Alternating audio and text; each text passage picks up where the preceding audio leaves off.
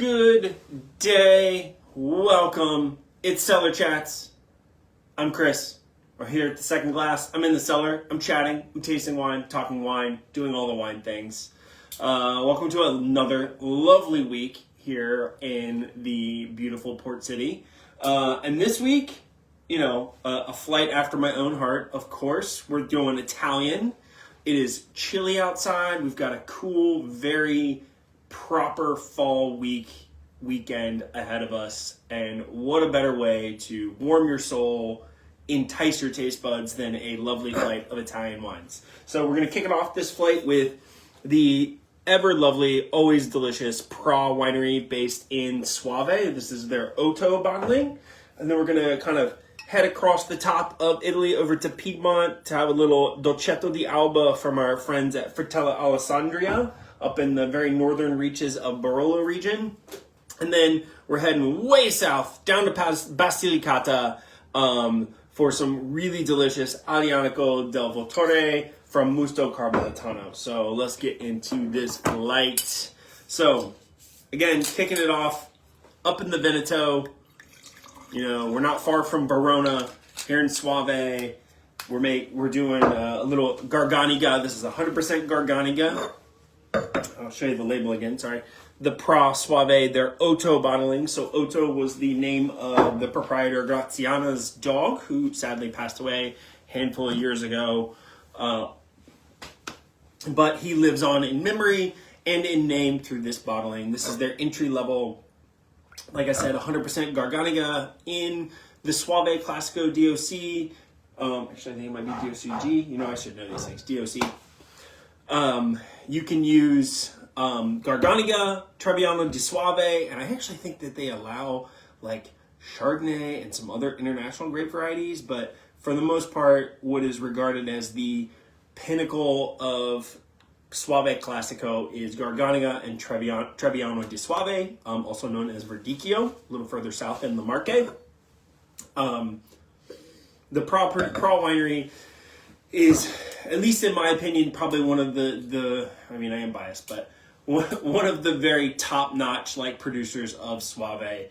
They're not as historically significant as maybe producers like Piripan or something like that is when it comes to talking about Soave, but they are on the forefront of quality, sustainably minded production and growing, and just producing just world-class wines.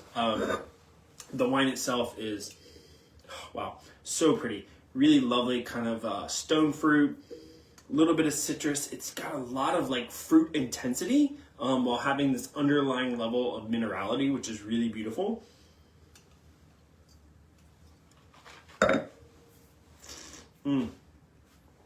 Great texture. Wow, that is really lovely. It's crisp, it's fresh, it's flavorful. I always use Soave, good, well-made Soave is not to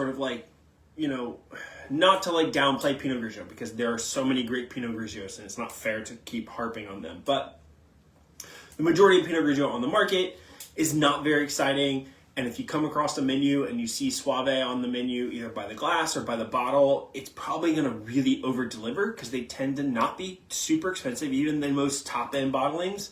And they give so much joy and pleasure.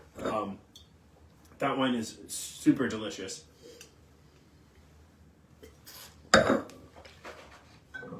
Again, that is Pra, their Soave Classico Otto, all stainless steel, bright, fresh, textured, beautiful way to start this sunny, gorgeous fall afternoon. And to do for the rest of the week, because, it's flights. And it's happening starting tomorrow, Wednesday through the week, or when they sell out, which usually happens on Fridays. All right, moving into Fratelli Alessandria.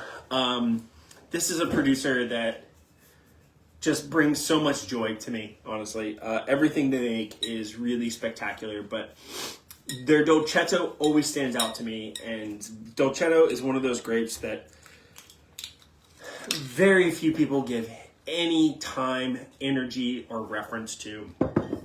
And I get it. There's a lot of really bad Dolcetto out there. Quite often, Dolcetto is planted in the worst places. And honestly, it could use to be planted in the best places. It really needs that exposure that the good sites give.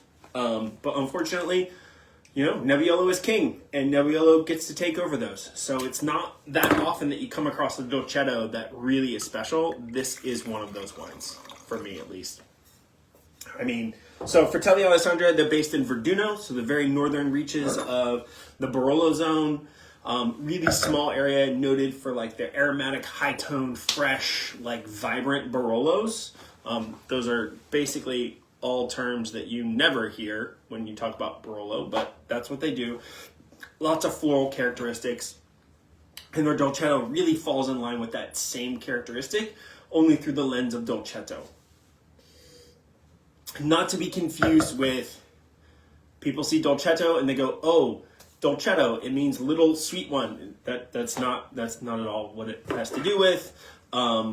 Yes, it has little grapes. Yes, they tend to ripen and get some more sugar and alcohol content, but it is not sweet at all, so don't think it's sweet. It is not a sweet wine.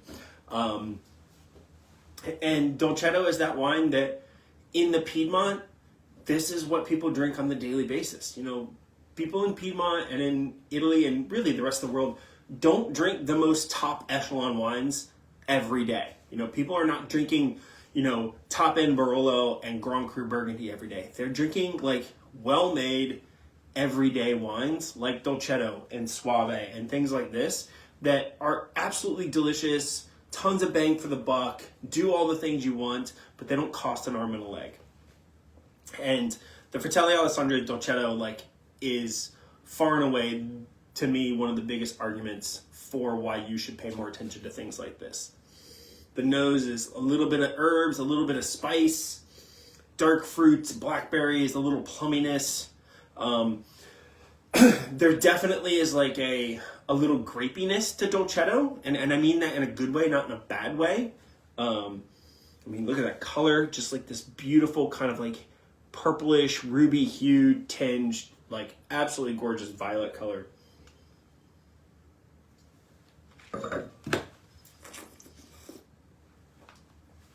Oh, palate is pretty silky. There's a little bit of grippy tannins on the back end, plenty of texture. I call it kind of medium bodied. In many ways, Dolcetto, if you just remove Dolcetto and we just called this a red blend or whatever, this would do all the things that people want from red blends. It's juicy, it's got great fruit, it's got some structure, it's got depth, it's got great flavor, but it's not overwhelming in any category. And it's perfect for as we get into these cool weather evenings, like this wine, some braised meats, or even some char grilled seafood would be perfect. Such a fun wine. Again, that is Fratelli Alessandria, their Dolcetto di Alba. So tasty, so lovely. I would drink that any day, every day. All right, moving into the last wine. Serious amount of wordage here. This is Musto Carmelitano, their Aglianico del Vulture Maschitano. So, that was a mouthful, wasn't it? You want to try and say that 5 times fast? So, Musto Carmelitano, we're down in Basilicata. So if you're not familiar with Basilicata, which I think most people are not, it is the kind of arch of the boot of Italy. So you've got Calabria is the toe, you got Puglia as the heel, and then Basilicata straddles right in between, with most of basically the coastline on the Mediterranean, and then there's a tiny bit of Basilicata that I think, I'm trying to remember if it actually reaches across. Yeah, there's a bit of Basilicata I think reaches across to the west coast, if I remember my map correctly. I could be wrong. Anyways, neither here nor there. Musto Carmelitano, this is a brother and sister, kind of headed up by Elisabetta Carmelitano. Came back to the family estate. The family has been here for generations growing fruit, and she really wanted to kind of revamp and bring some dedication to the region and to the historic wines of her family and everything. And her brother spends his time in the vineyards, On the viticulture side, these guys are among, a group of about, I think, 10 or 12 young producers that sort of are really pushing the boundaries and the recognition of Basilicata, and particularly Aglianico from Basilicata. So the Maschitano, So Maschitano is their entry level. This comes from, I think, like 60-year-old vines, just young stuff. 60-year-old vines of Aglianico on the hillsides of Vulture, so the ancient extinct volcano Mount Vulture.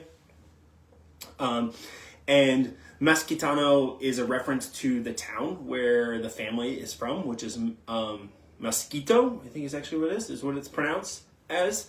And this is just kind of a homage to that. So it's from their younger vine parcels. Yeah, 60 years old, younger vine. It's done, I think, almost exclusively in stainless steel.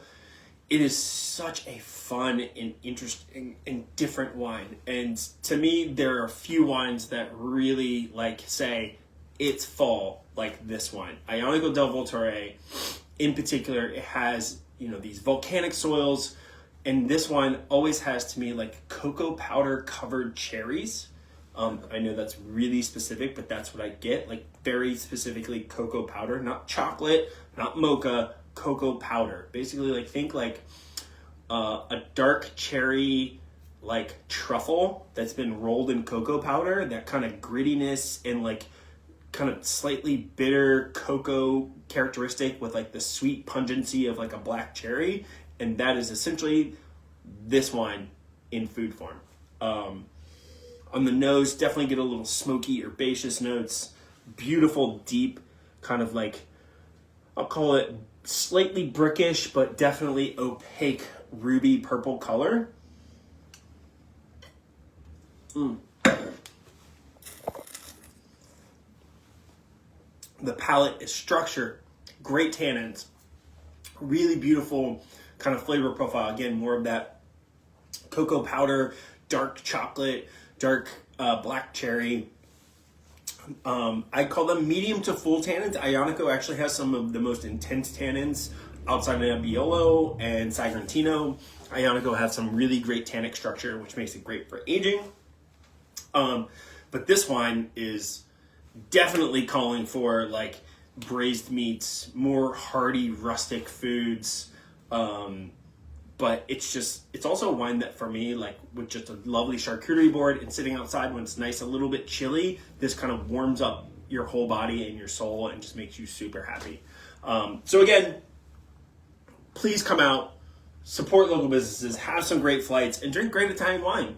Again, the flight this week, Soave Classico, their Otto, 100% Garganiga, moving into Fratelli Alessandria Dolcetto di Alba, 100% Dolcetto from Verduno, and then last but not least, Musto Carmelitanos, Aglianico del Vulture, their Maschitano Rosso, 100% Aglianico, just freaking amazing, absolutely lovely. Thank you guys for tuning in. I'll see y'all next week.